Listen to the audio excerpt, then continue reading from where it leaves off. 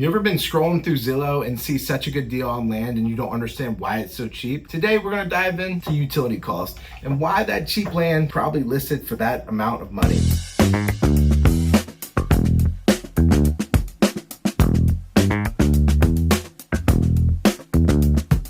All right guys, today we're going to be talking about land with no utilities, no power, no water. Is it still a good investment or is it a big problem? All right, before you get too excited about land, let's break out a couple different things. There is what's called unbuildable land, and typically that's going to be extremely cheap. Every area is going to be a little bit different. You might be able to find a building lot for $5,000 where you live or $10,000. That's what would be considered an unbuildable lot here in my area. I have a prime example across the street from where I grew up. There was a lot that came for sale that was in a swamp in an RPA where you cannot touch it, and it's essentially unbuildable. You can't get a septic on it, and that lot sold for $10,000, where the average building lot in my area is selling for about $110,000 these days. That shows the difference between a building lot and an unbuildable lot. There's a lot of cost and variables that go into a building lot, which we're going to be breaking down on this video. So you have raw land, which is just untouched land. Most of the time doesn't even have road frontage. You have unapproved land, which usually has some sort of road frontage to it, but usually still doesn't have driveway or any sort of improvements. You have partially improved land, which usually have some sort of utilities or driveway.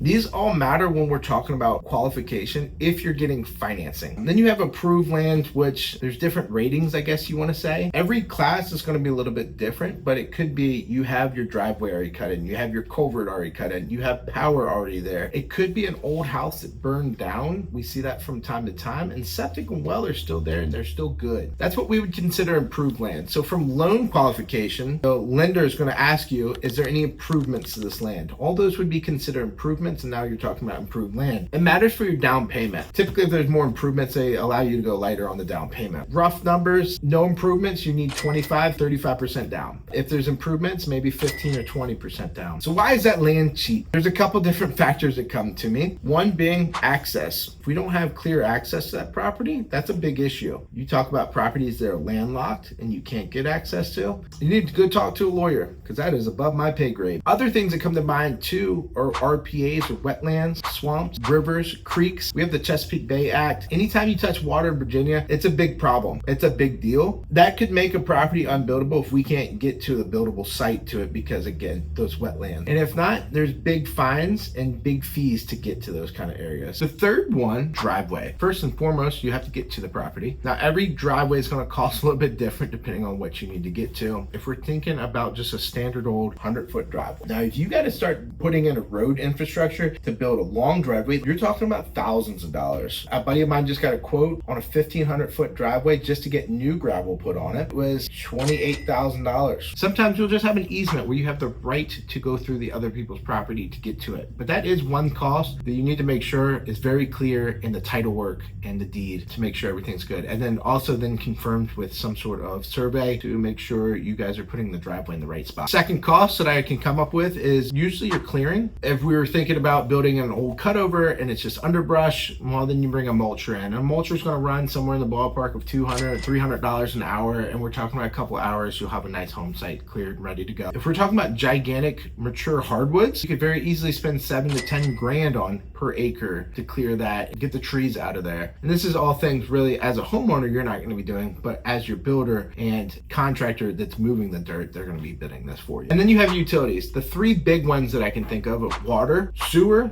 and electric. So electric, that's going to be with your current electric provider for the area. They're going to come out and quote you for the power usage you need. Typically, that's not going to happen until you have a permit because they calculate off the load of the house that's actually being put there. A good rule of thumb around here is about $10,000 for electric. That can vary widely depending on where you're at. And then we have our water, which can go two different ways. You can go well or you can go public water. Public water, you have the cost of running the line to the tap in, and then you have a tap in fee. The last one I remember for local county here was about $8 grand to tap in, and then we needed about $4,000 to run the piping to it. That's a rough estimate. And then you always have your well, which going rate on those are about $12,000 to $15,000 depending on how far they have to go down. down. Sewer is being the last thing. So you'll have a tap-in fee for sewer as well if you're going to like public works. If you go septic, we have plenty of videos on this channel of what's called a perk test, but we have 2 that I brought an AOSC on, so I would recommend checking those out first. We've talked about this in the past. I keep getting corrected on this, so a lot of people tell me I'm doing it wrong. You just go down to your health department, they'll tell you what kind of system goes there. Here in Virginia, it's privatized, so we have these guys that specialize in this. They're the ones that are going to not only perk the property, but design the system that goes onto it. When I put my system in just 5 years ago, we spent $12,000. Now it seems the going rate's going to be around $20,000 and up. So just because that land is cheap, you obviously have found out that you can very easily spend another $50,000 to $100,000 to be able to get to building the house on that property. And if you're buying any of these properties, you need to make sure you put a study period in your contract to keep yourself safe. Look into what average utilities are going to run, what it takes to get perked, surveyed. Land, I think, is one of the best investments ever. It also can be a nightmare if done wrong. All things a good builder is going to be doing for you, or a good real estate agent, or just you being a savvy buyer, you're watching this kind of video. These are all things you need to be thinking about before you get too excited about that cheap land you found on Zillow. If you have any questions, just leave it down in the comments below. I'll get to it and we'll try to get them answered for you. I appreciate you guys watching as always, and I will see you on the next one.